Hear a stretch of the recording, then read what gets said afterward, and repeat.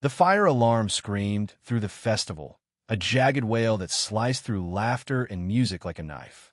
Elliot froze, his paintbrush hovering over the half-finished mural as screams erupted around him. He didn't see the spark that started it, but he felt the heat before he saw the flames, hungry, orange tongues licking up the side of a food stall just 20 feet away. He hated fire, hated its greed, the way it devoured everything he'd ever cared about. And he hated him, Caleb Monroe, the firefighter who always seemed to be there when Elliot's world fell apart. Elliot dropped his brush, the festival's vibrant chaos turning to panic as people shoved past him.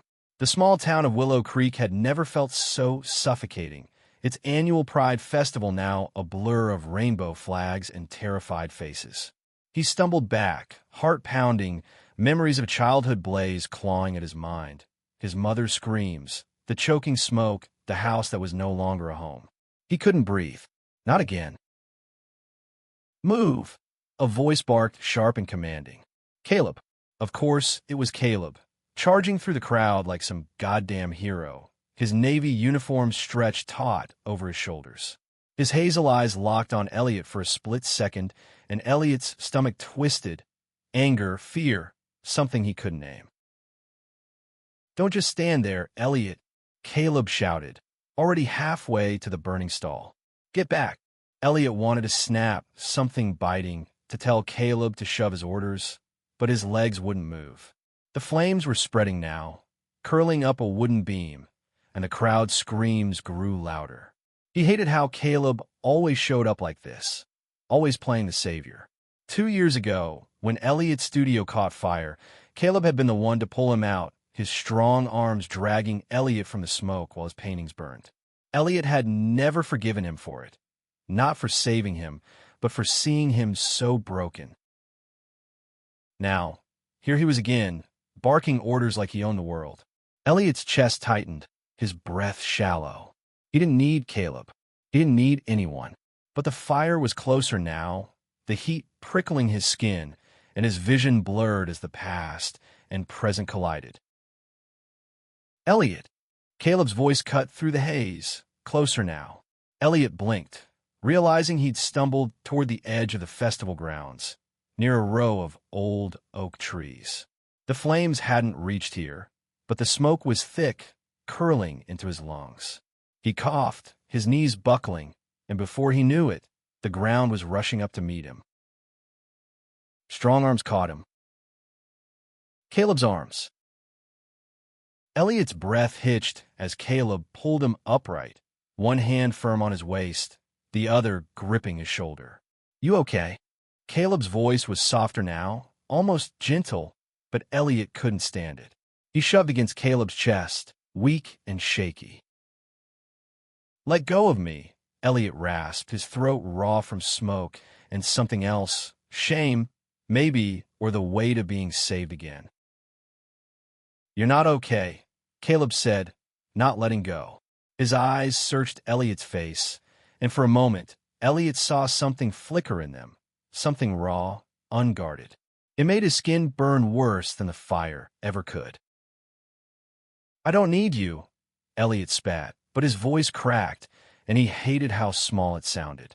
He hated how Caleb's grip tightened, steady and sure, like he could hold Elliot together when everything else was falling apart.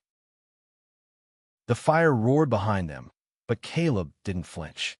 "Stay with me," he said, low and urgent, and Elliot didn't know if he meant right now or something bigger, something that scared him more than the flames.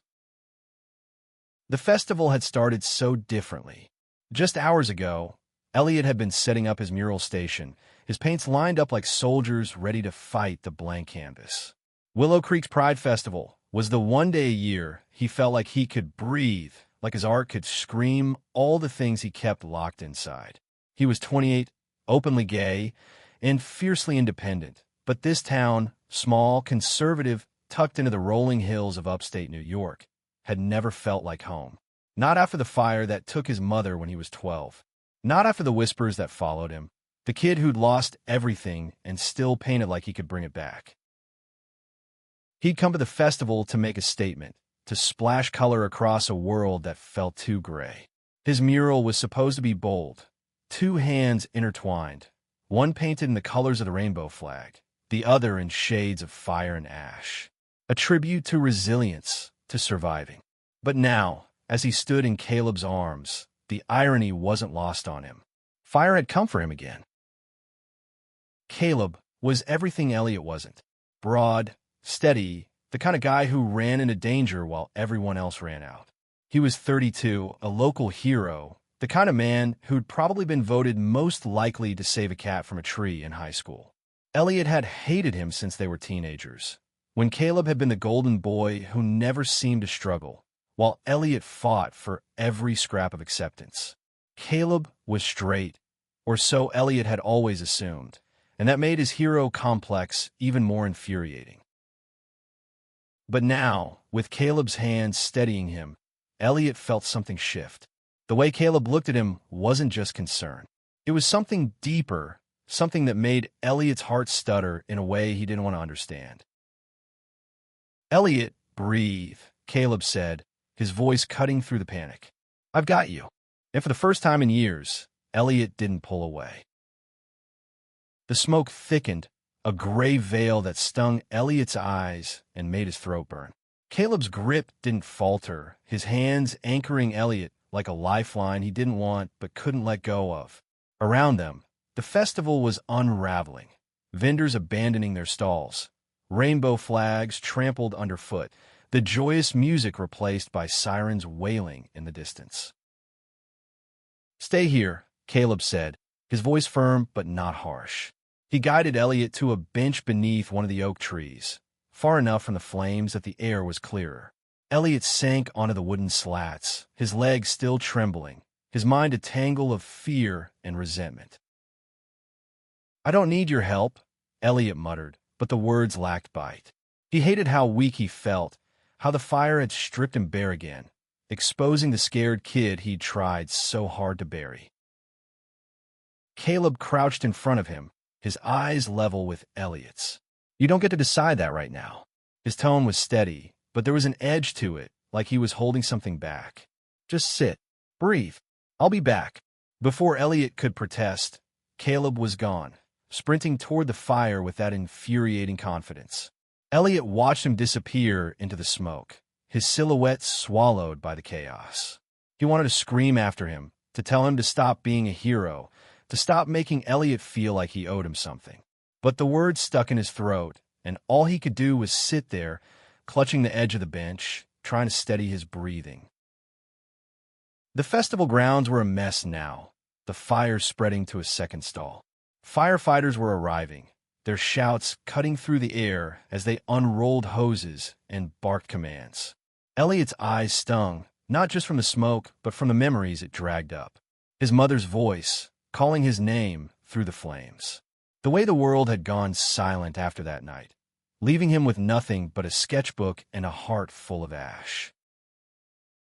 He didn't want to need Caleb. He didn't want to need anyone.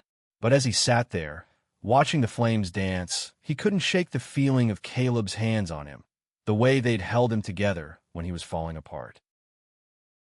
Minutes passed, or maybe hours, time blurred in the haze of panic. When Caleb finally reappeared, his face was streaked with soot, his uniform damp with sweat.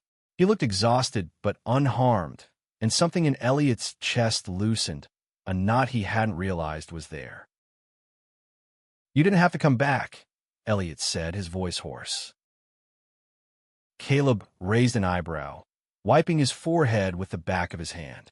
"Yeah, I did." He sat beside Elliot on the bench, close enough that their shoulders brushed. The contact sent a jolt through Elliot, unexpected and unwelcome. He shifted away, but Caleb didn't seem to notice, or maybe he did because his jaw tightened just for a second. "They've got it under control," Caleb said, nodding toward the firefighters still battling the blaze. "No one's hurt. Not yet." Elliot didn't respond. He didn't trust his voice, didn't trust the way his heart was pounding. Not from the fire, but from Caleb sitting so close, his presence solid and infuriatingly reassuring. "Why do you do this?" Elliot asked suddenly, the words spilling out before he could stop them. Run into fires. Save people who don't ask for it. What's the point? Caleb looked at him, his hazel eyes catching the fading sunlight. Because someone has to, he said simply. And because I know what it's like to lose someone to a fire. Elliot froze. He hadn't expected that. Caleb had always seemed untouchable, like nothing could break him. But there was a weight in his voice now, a crack in the armor that made Elliot's stomach twist. Who? Elliot asked, his voice barely above a whisper. Caleb didn't answer right away. He looked out at the festival, at the firefighters coiling their hoses, at the crowd starting to regroup. My brother, he said finally. 10 years ago. House fire. I was too late. The words hit Elliot like a punch. He opened his mouth to say something, anything, but nothing came out. For the first time, he saw Caleb not as the golden boy, the hero, but as someone who carried scars just like he did. I'm sorry, Elliot said, and he meant it. Caleb shrugged, but his eyes were distant. It's why I do this. Why I can't stop. They sat in silence, the space between them heavy with unspoken things. Elliot wanted to hate him still, wanted to cling to the anger that had kept him safe for so long. But something was shifting, something dangerous and warm, and he didn't know how to stop it. The festival limped back to life as the firefighters doused the last of the flames. The air still smelled of charred wood and fear, but the music started again, tentative at first, like a heartbeat finding its rhythm. Elliot stayed on the bench, his hands clenched in his lap, trying to make sense of the man sitting beside him.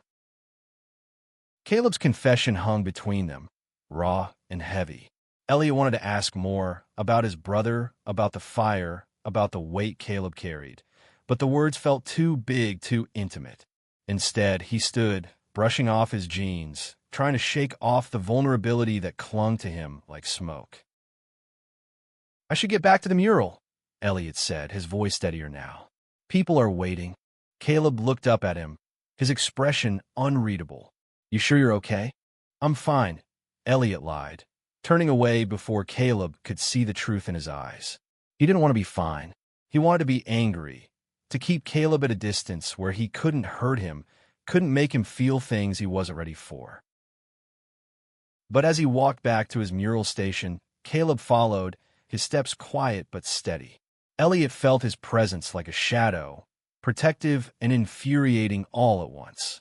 The mural was still there, miraculously untouched by the fire, though some of his paints had spilled in the chaos. He knelt to clean them up, his hands shaking slightly, and Caleb crouched beside him, picking up a jar of red paint before it could roll away. You don't have to do that, Elliot said, his voice sharp. Caleb didn't look at him, just kept gathering the scattered supplies. I know. Elliot's jaw tightened. Then why are you still here? Caleb paused, his hand hovering over a tube of blue paint.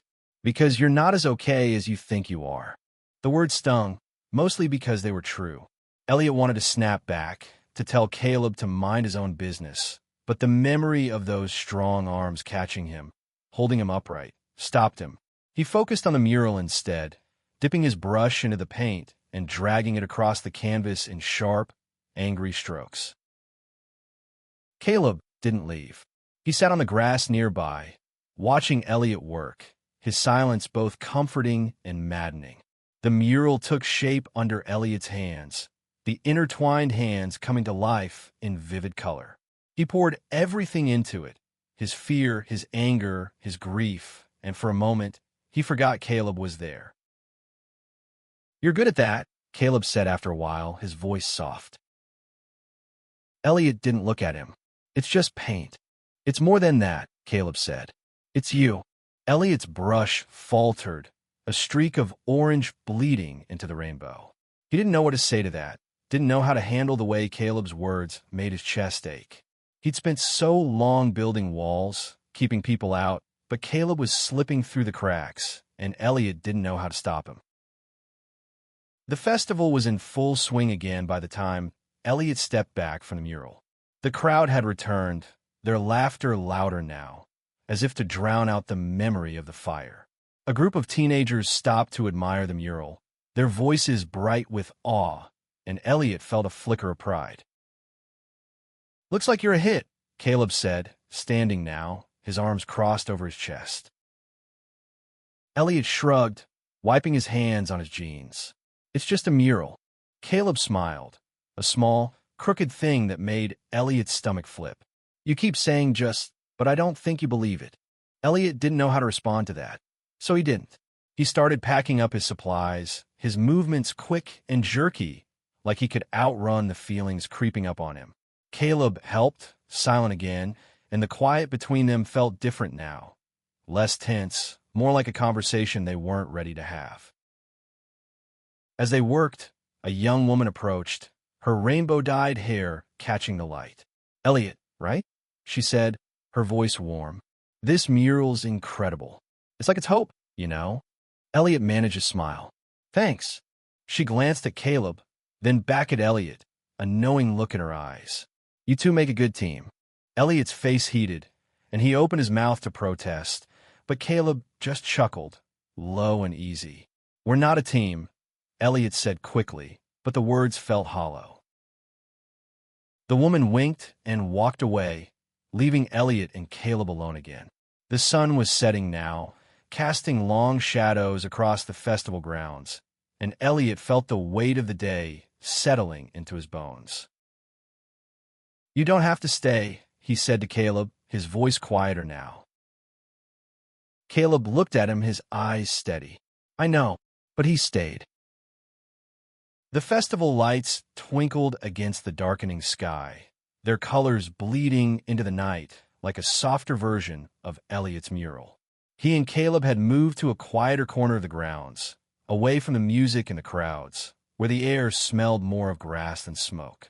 Elliot's hands were still stained with paint, and he rubbed at them absently, trying to focus on anything but the man sitting beside him on a picnic table.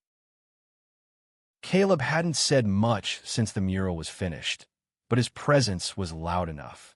He leaned back on his hands, his uniform unbuttoned at the collar, revealing a sliver of tan skin.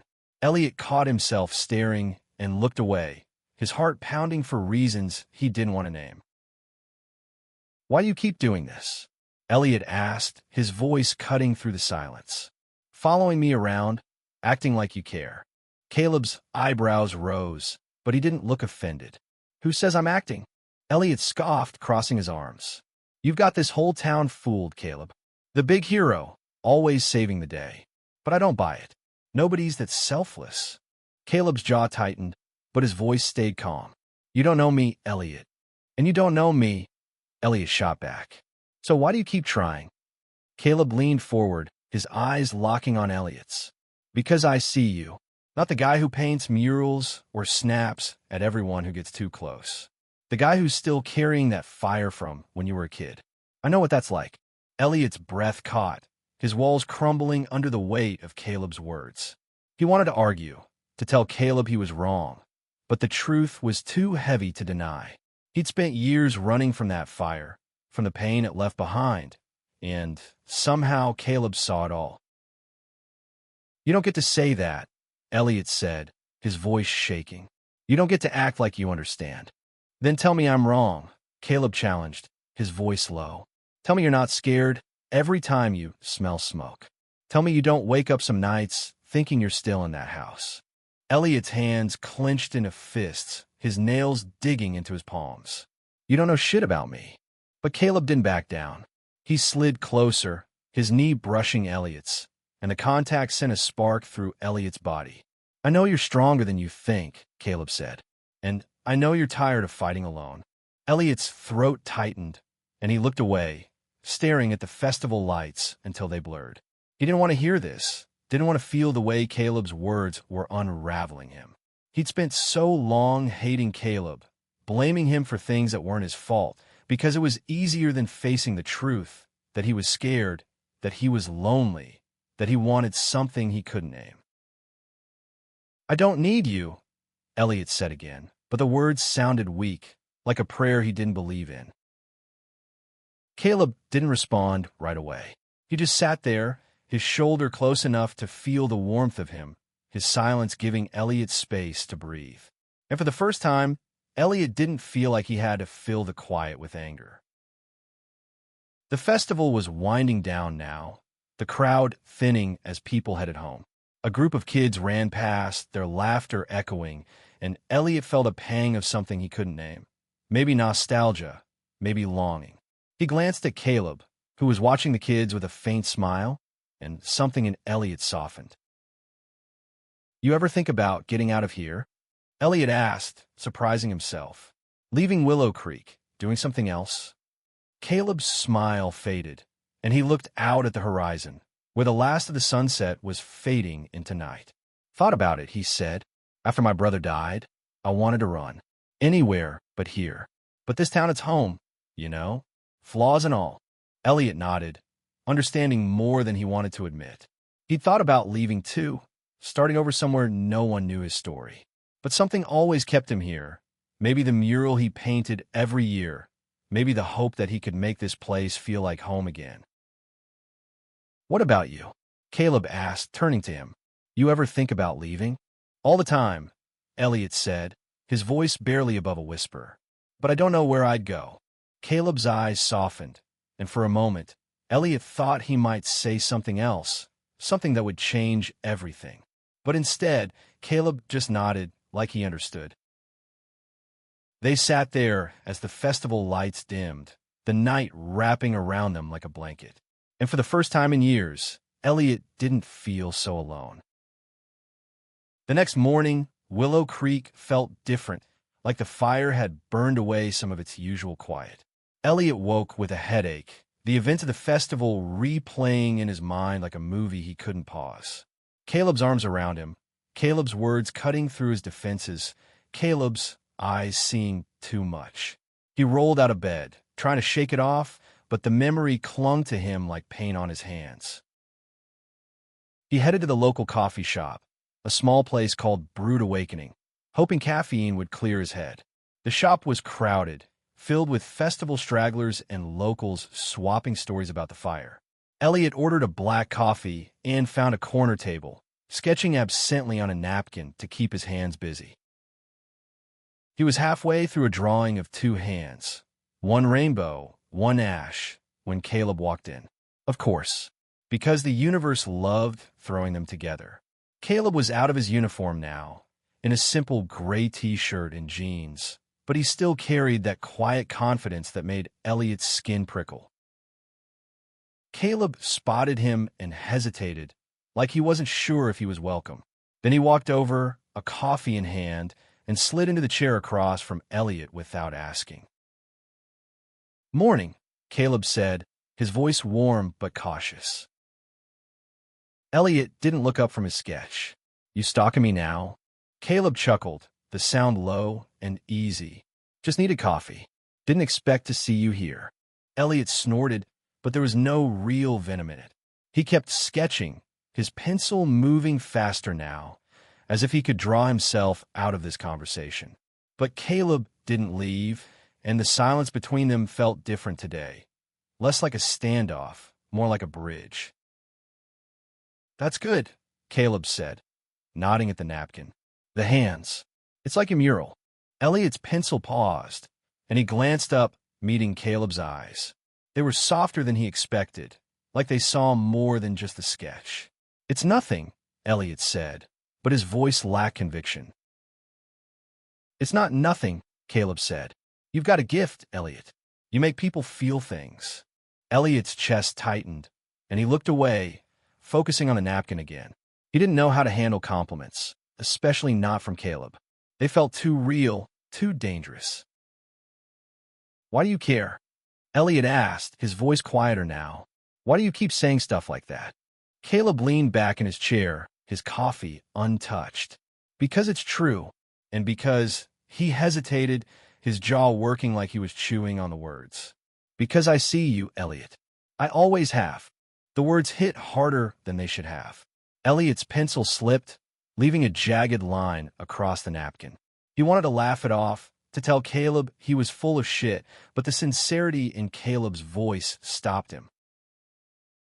You don't know what you're talking about, Elliot said, but his heart wasn't in it. Caleb leaned forward, his voice low. Then tell me I'm wrong. Tell me you don't feel it too. Elliot's breath caught, and for a moment, the coffee shop faded away. The clatter of cups, the hum of conversation, the world outside. It was just him and Caleb, and the weight of something unspoken hanging between them. I don't know what you're talking about, Elliot lied, his voice barely above a whisper. Caleb's eyes searched his, and for a moment, Elliot thought he might push, might say the thing they were both dancing around. But instead, Caleb just nodded, like he was giving Elliot time. They sat there, the silence stretching, until Caleb stood, his chair scraping softly against the floor. I'll see you around, Elliot, he said, and there was something in his voice, hope, maybe, or longing, that made Elliot's heart ache. He watched Caleb leave, the doors swinging shut behind him, and for the first time, Elliot wondered what it would be like to let someone in. The days after the festival blurred together, each one heavier than the last. Elliot threw himself into his art, painting late into the night, trying to drown out the memory of Caleb's words, his touch, his eyes. But no matter how many canvases he filled, he couldn't escape the pull, the way Caleb had slipped past his defenses and made him feel seen. He avoided the coffee shop, avoided anywhere he might run into Caleb, but Willow Creek was small, and fate was relentless. It was a week later, at the town's community center, where Elliot was teaching an art class for kids, that they crossed paths again. The room was a mess of paint and laughter, a dozen kids splattering colors across easels while Elliot guided them with a patience he didn't know he had. He was helping a girl named Mia mix a perfect shade of purple when he felt it, that prickle on the back of his neck like someone was watching him. He turned, and there was Caleb, leaning against the doorframe, a faint smile on his lips.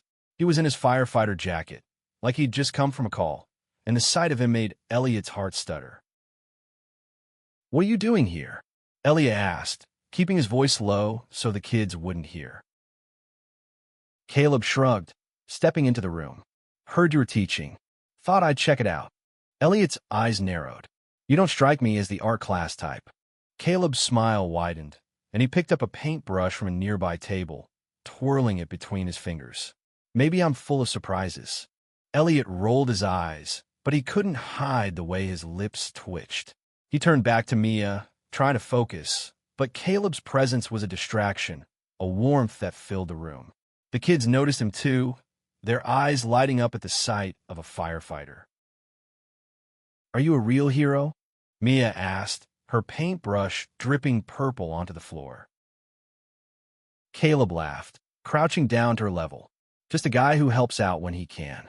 Elliot watched them, his chest tightening. Caleb was good with the kids, patient and kind, and it made something inside Elliot ache. He'd spent so long seeing Caleb as the enemy, the golden boy who had it all. But now he saw the truth, a man who carried his own pain, who fought for others because he couldn't save everyone. When the class ended, the kids swarmed Caleb, asking him questions about fires and rescues, and he answered each one with a patience that made Elliot's heart twist. By the time the room emptied, it was just the two of them, surrounded by drying paintings and the faint smell of acrylic. You're good with them, Elliot said, surprising himself. Caleb looked at him, his smile softening. Kids are easy. They just want someone to listen. Elliot nodded, his throat tight. He wanted to say something to bridge the gap between them, but the words wouldn't come. Instead, he started cleaning up, stacking paint cans with more force than necessary. Caleb stepped closer, his hand brushing Elliot's as he reached for a can.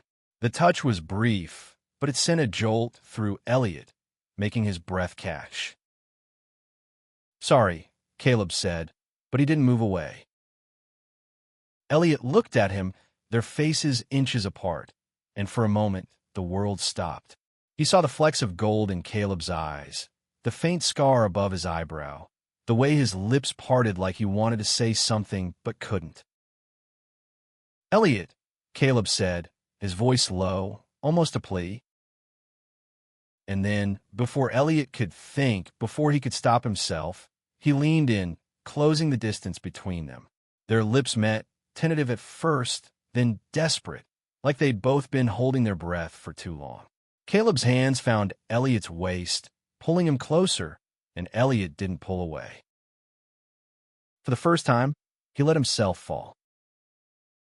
The kiss lingered, a spark that burned away the walls Elliot had built so carefully. He pulled back, breathless, his heart pounding as he searched Caleb's face for answers. Caleb's eyes were wide, unguarded, and for the first time, Elliot saw the vulnerability he'd been too angry to notice before. "I didn't expect that," Caleb said, his voice rough with emotion. Elliot laughed, a shaky sound that broke the tension. "Neither did I." They stood there, the community center quiet around them, the air heavy with the weight of what had just happened. Elliot's mind raced, torn between fear and something softer, something that felt like hope. He'd spent so long running from this, from Caleb, from himself, but now, standing here, he didn't want to run anymore. "I thought you were straight," Elliot said, the words spilling out before he could stop them. Caleb's lips quirked, a half-smile that made Elliot's chest ache. "So did I for a while. Took me some time to figure it out." He paused, his eyes searching Elliot's. "But you make it hard to ignore." Elliot's breath hitched, and he looked away, his hands trembling. He didn't know how to do this, how to let someone in after so many years of keeping them out. But Caleb's hand found his, their fingers intertwining, and the simple gesture grounded him. "I'm scared," Elliot admitted, his voice barely above a whisper. Caleb squeezed his hand, his touch steady. "Me too." They left the community center together, walking into the cool night air, their hands still clasped. Willow Creek was quiet now, the festival long over, but the streets felt alive with possibility. They didn't talk much, but the silence was comfortable, like a promise they weren't ready to name. Over the next few weeks, they fell into a rhythm: coffee dates at Brood Awakening, late-night talks at Elliot's tiny apartment, moments stolen between Caleb's shifts and Elliot's art. It wasn't perfect. Elliot still flinched at the smell of smoke, and Caleb still carried the weight of his brother's death, but they were learning to carry it together. One evening, as they sat on Elliot's couch, a half-finished painting propped against the wall, Caleb turned to him, his expression serious. "I want to be here," he said. "For you. For this. But I need to know you're in." Elliot's heart pounded, but he didn't look away. "I'm in," he said, and the words felt like a release, like letting go of the fire that had haunted him for so long. Caleb smiled, and it was like the sun breaking through clouds. He pulled Elliot close, and when their lips met again, it wasn't desperate or uncertain. It was a promise of beginning. Months later, at the next Pride Festival, Elliot stood in front of a new mural. Two figures, one with paint-stained hands, the other in a firefighter's jacket, standing side by side against a backdrop of flames and rainbows. The crowd loved it, their cheers filling the air, but Elliot's eyes were on Caleb, who stood a few feet away, watching him with a pride that made his heart swell. When the festival ended and the crowd dispersed, Elliot felt a familiar prickle of fear, not of fire, but of falling, of letting himself love. He turned to Caleb, ready to run, but Caleb was there, his arms open, catching him before he could hit the ground. And as Elliot buried his face in Caleb's chest, tears streaming down his cheeks, he realized he wasn't afraid anymore. He was home, in the arms of the man he'd hated, the man who'd saved him, the man he'd learned to love.